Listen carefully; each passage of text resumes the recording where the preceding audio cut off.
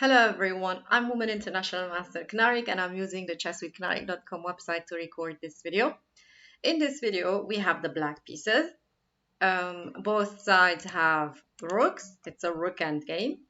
But white has two extra pawns, and these extra pawns are connected path pawns, which means that our opponent has a big advantage, and it looks like we're losing this game with black, as these pawns definitely are going to try to promote, and sooner or later it's going to be losing for black. But here in this position, we can take advantage of a small tactic that will allow us to at least take one of those pawns. And how do we think about this tactic? Let's see.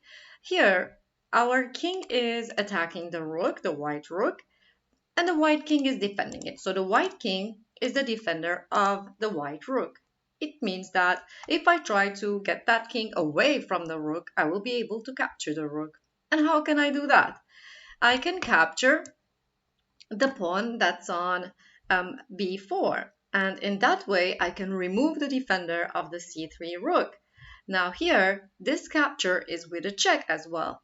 So here, white has to decide to capture or not. Now, definitely white needs to capture this rook, because otherwise, if white wants to keep the rooks on the chessboard and keep defending the rook, so if they don't want to capture, then the only move would be to move to c4, and here we can win another pawn by using the same tactic again, because their rook is defended by their king. We can capture one more pawn, and that's with a check. And here definitely white is capturing, and we're capturing their rook, and that is a draw. We were able to save this game. We were 2 pawns down, and we got them. We got both of them, and we ended the game in a draw. So let's look at this again. And here, and if we capture the second pawn, if white moves away, we can even win this game with an extra rook. But definitely white is not going to do such a thing. That would be great for us if they do such mistakes. Okay, so let's go back and be realistic, okay? Because if we capture this pawn, probably white is going to capture our rook back.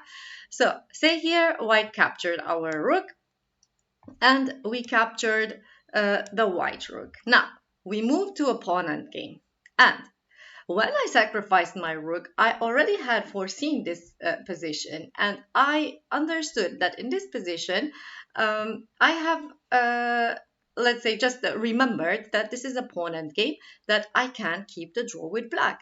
And the reason is this, because this pawn's key squares, if white wants to win, the key squares of this pawn are the 2 squares that are in front of it and the ones next to them, right? So if the white king is able to get to one of those squares, then white will be able to win this game. But I know that I will never allow white to play that move. And it's very difficult. I know by default it becomes very difficult when the king and a pawn are on the same rank, because then the king will have a hard time occupying the key squares.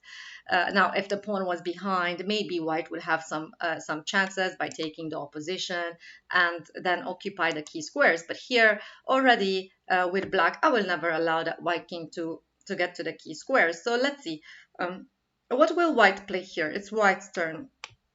We have already seen this pawn endgame in different endgame studies. Okay, let's say if white pushes their pawn, now the key squares are being pushed even further, and the white king will never get there, and I will never allow the white king to get there, and this game is again ending in a draw. And let's see, and if white doesn't push the pawn, what else to play? Let's say if they just move the king, we're moving the king as well, and that's it. I will never allow the white king to occupy the key squares. Of course, if we do a mistake, such as, let's say, move back our king when it's not really necessary, then white will take the opposition, and on the next move, white will move to one of the key squares with the king and then win the game. But definitely, we don't have to do such mistakes. We can just make sure that white will never move to any of these key squares, and so there we go. And here we can simply keep the draw and not allow white to control any of the key squares. And of course, the most important part of this pawn end game is here at the end, because when the white king and the white pawn have reached the 6th rank, it's really important that black takes the opposition to make sure that this is a draw. Otherwise, if white takes the opposition, it is losing again for black. Here, for example, if we play a move like king to b8, and our opponent plays king to b6, we're losing because our opponent took the opposition, we're moving away from the opposition, and there we go. Our opponent just promoted. And if we go back, so it's very important that okay, we might play very well and avoid our opponent's king reaching the key squares all through the ranks, right? But at the end, we have to make sure that we're taking the opposition.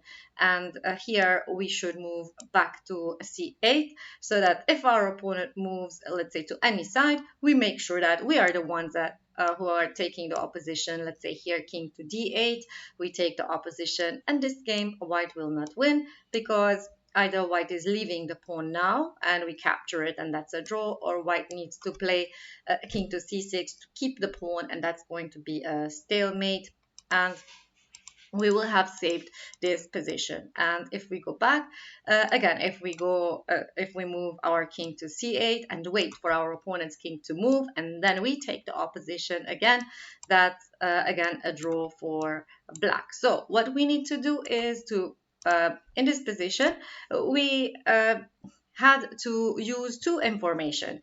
First of all, a tactical concept we used, that was removing a defender, right? That's a concept that we can use when we notice that our opponent's pieces are defending each other. Here, the king is defending the rook, and so if I get to move the king away, then I will be able to capture the rook. So I use this to the removing the defender concept, and I was able to win a pawn by doing that.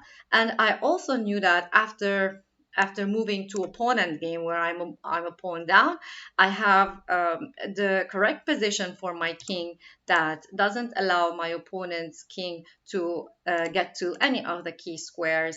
And I knew that this is going to be a draw. That's why I traded rooks and got a pawn, won a pawn while trading, and I knew that I was going to be drawing this position.